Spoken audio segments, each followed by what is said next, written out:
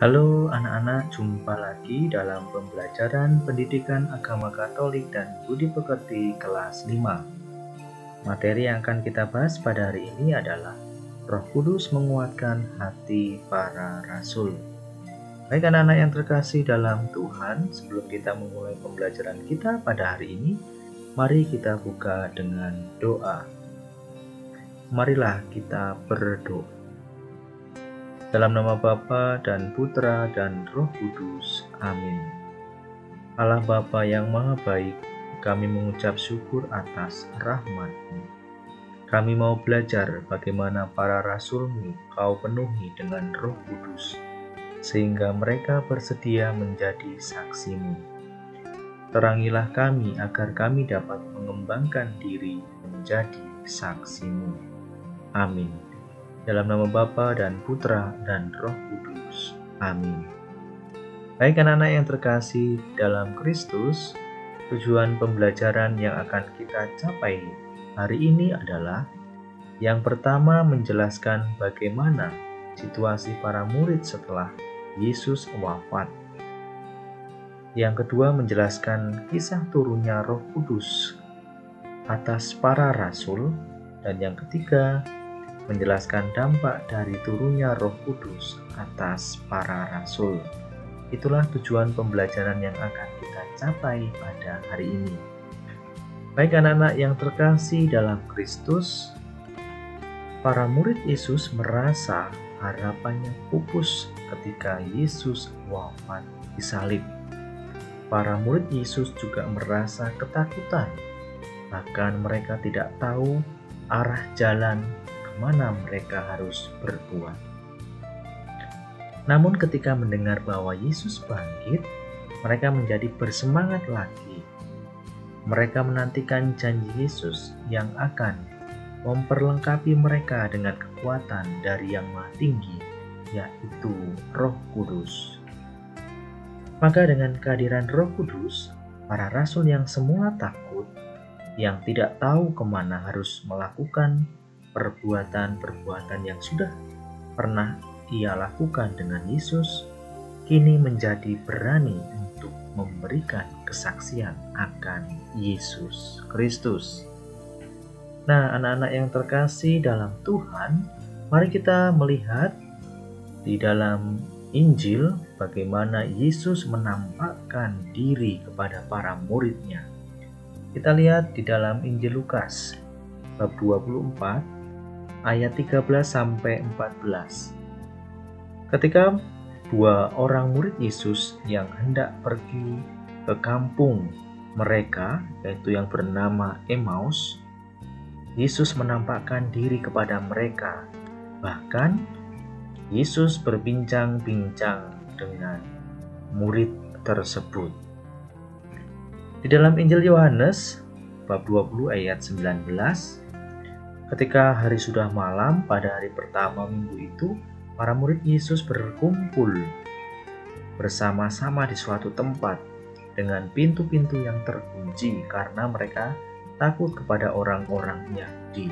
Namun pada waktu itu datanglah Yesus dan berdiri di tengah-tengah mereka dan berkata, "Damai sejahtera bagi kamu."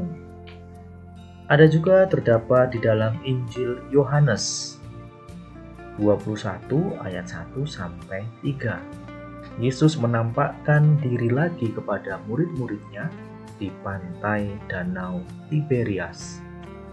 Yesus menampakkan diri kepada para murid-Nya, yaitu Simon Petrus, Thomas yang disebut Didimus, Nathanael dari Kana yang di Galilea, anak-anak Zebedius, dan dua orang murid-Nya yang lain. Kata Simon Petrus kepada mereka, "Aku pergi menangkap ikan."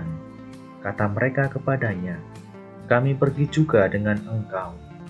Mereka berangkat lalu naik ke perahu, tetapi malam itu mereka tidak menangkap apa-apa. Nah, anak-anak yang terkasih dalam Kristus, itulah 3 bacaan kitab suci atau 3 bacaan Injil, bagaimana Yesus menampakkan diri setelah Yesus bangkit dari antara orang mati kepada para murid-murid-Nya. Baik anak-anak yang terkasih dalam Kristus, mari kita mendengarkan Kisah Para Rasul bab 2 ayat 1 sampai 15.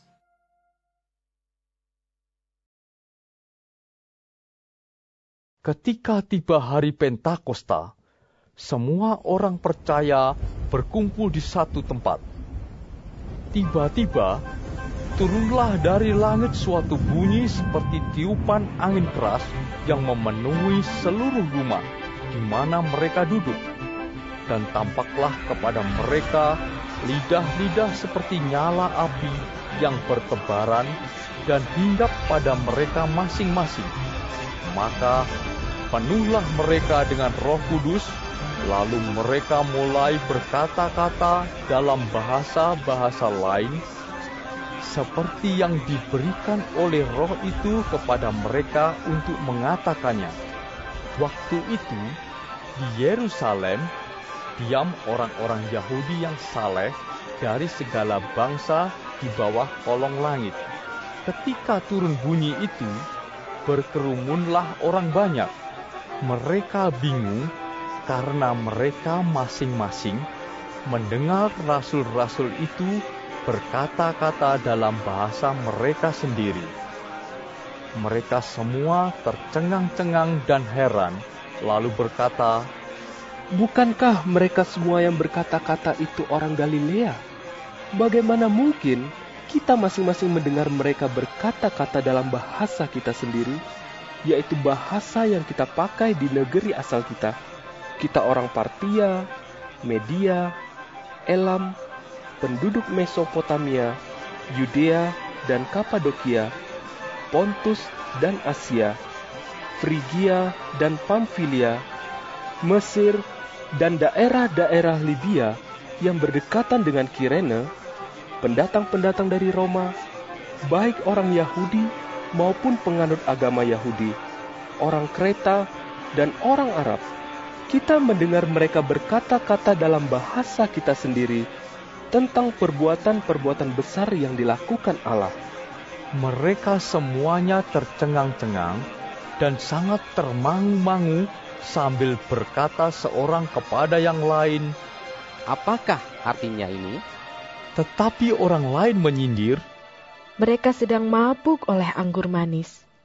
Maka bangkitlah Petrus berdiri dengan ke-11 rasul itu, dan dengan suara nyaring ia berkata kepada mereka, "Hai kamu orang Yahudi dan kamu semua yang tinggal di Yerusalem, ketahuilah dan camkanlah perkataanku ini. Orang-orang ini tidak mabuk seperti yang kamu sangka, karena hari baru pukul 9. Baik anak-anak yang terkasih dalam Tuhan, kita melihat bagaimana Yesus itu sangat diharapkan oleh para murid-muridnya untuk menjadi penguasa. Meskipun Yesus berkali-kali mengingatkan kepada para muridnya bahwa kedatangan Yesus bukan untuk menjadi penguasa, namun para murid tetap berharap akan hal itu. Nah, maka di sini anak-anak, para murid Yesus itu berharap bahwa Yesus itu menjadi penguasa. Berikutnya kita lihat bahwa ketika Yesus ditangkap, diadili dan dihukum salib hingga wafat, para murid Yesus pulang kampung, yaitu 2 murid pulang ke Emmaus. Petrus menjala ikan kembali sebagaimana yang ia lakukan sebelum mengikuti Yesus. Maka ketika Yesus ditangkap, Yesus diadili, para murid Yesus ini merasa kebingungan. Mereka merasa takut, tidak tahu kemana mereka harus pergi. Maka ketika berita kebangkitannya mengejutkan mereka, sehingga mereka berkumpul kembali. Meskipun demikian, mereka berkumpul dalam suasana takut pada bangsa Yahudi yang bermaksud menghentikan gerakan kenabian Yesus. Nah, ini anak-anak ya, para murid Yesus itu ketika mengetahui bahwa Yesus bangkit, mereka kembali berkumpul meskipun mereka merasa takut terhadap bangsa Yahudi, karena tahu bangsa Yahudi itu tidak mau ada gerakan kenabian Yesus. Nah, anak-anak yang terkasih dalam Tuhan, kita juga melihat bahwa dalam Kisah Para Rasul ya, tentang turunnya Roh Kudus, kita lihat ya bahwa Roh Kudus itu turun atas para rasul ketika para murid atau para rasul sedang berkumpul dengan berbagai tanda seperti tiupan angin dan melihat lidah-lidah seperti nyala api, dan bahasa mereka pun mampu dipahami oleh banyak orang yang berbahasa berbeda. Itulah karya Roh Kudus. Maka dengan Roh Kudus para murid mendapatkan kehidupan dan semangat baru. Dengan Roh Kudus itu para murid kemudian bersaksi akan siapa Yesus. Nah, anak-anak yang terkasih dalam Tuhan, ketika para murid Yesus ya, mendapatkan kekuatan baru yaitu Roh Kudus, mereka berani, mereka semangat untuk mewartakan keselamatan Yesus. Mereka semangat untuk mewartakan kerajaan Allah. Nah, anak-anak yang terkasih dalam Kristus, mari kita juga melihat lambang dan peran Roh Kudus itu apa saja. Mari kita lihat bersama. Yang pertama itu angin atau udara, itu melambangkan kehidupan. Maka Roh Kudus itulah sang pemberi kehidupan. Kita lihat yang kedua adalah api. Api itu melambangkan semangat, bahwa Roh Kudus memberikan semangat kepada para rasul untuk berani bersaksi akan peristiwa wafat dan kebangkitan Yesus. Sedangkan yang ketiga, pemahaman akan berbagai bahasa, itu melambangkan bahwa Roh Kudus itu adalah Roh pemersatu. Hal ini berlawanan dengan kesombongan manusia dalam kisah Menara Babel, sehingga Allah mencerai-beraikan mereka dengan berbagai bahasa. Dengan Roh Kudus yang tercerai-berai itu bersatu kembali. Berikutnya adalah air. Air itu melambangkan kesegaran kehidupan baru. Dan juga kita lihat bahwa krisma, juga jari tangan, itu melambangkan penyembuhan menjadi kuat kembali. Maka sakramen krisma juga disebut sakramen penguatan. Kita dikuatkan, kita siap untuk diutus menjadi saksi-saksi Kristus. Nah, sebagaimana yang dikatakan oleh Yesus, bahwa Roh Kudus pun akan mengingatkan segala hal yang dikatakan dan dilakukan Yesus, dan mengajarkan sesuatu yang akan datang. Dengan kehadiran Roh Kudus, karya keselamatan Allah tidak berakhir dengan wafat Yesus, melainkan berlanjut dengan kehadiran Roh Kudus hingga akhir zaman. Nah, itu anak-anak ya, bahwa dengan adanya Roh Kudus ini melambangkan bagaimana karya keselamatan Allah itu terus berkobar, terus semangat hingga akhir zaman. Maka anak-anak yang terkasih dalam Tuhan, refleksi untuk pembelajaran kita hari ini adalah, beranikah kalian memberikan kesaksian tentang kebangkitan Yesus? Sekali lagi, beranikah kalian memberi kesaksian tentang kebangkitan Yesus? Mari kalian refleksikan kata-kata ini, kalimat ini dalam kehidupan kalian. Baik anak-anak yang terkasih dalam Tuhan, Bapak berikan tugas ya. Ada 5 soal ini, silakan kalian kerjakan dengan baik. Dan tentunya dikumpulkan tepat waktu. Baik anak-anak yang terkasih dalam Kristus, pembelajaran kita pada hari ini sudah selesai ya. Maka kita mengakhiri seluruh kegiatan pembelajaran ini dengan berdoa. Marilah kita berdoa. Dalam nama Bapa dan Putra dan Roh Kudus. Amin. Datanglah Roh Maha Kudus, masuki hati umat-Mu, sirami jiwa yang layu dengan embun kurnia-Mu, roh cinta Bapa dan Putra. Taburkanlah cinta mesra dalam hati manusia, cinta anak pada Bapa. Datanglah Roh Maha Kudus, tentara cinta Sang Kristus, tolong kami jadi saksi bahwa cinta ilahi. Amin. Dalam nama Bapa dan Putra dan Roh Kudus. Amin.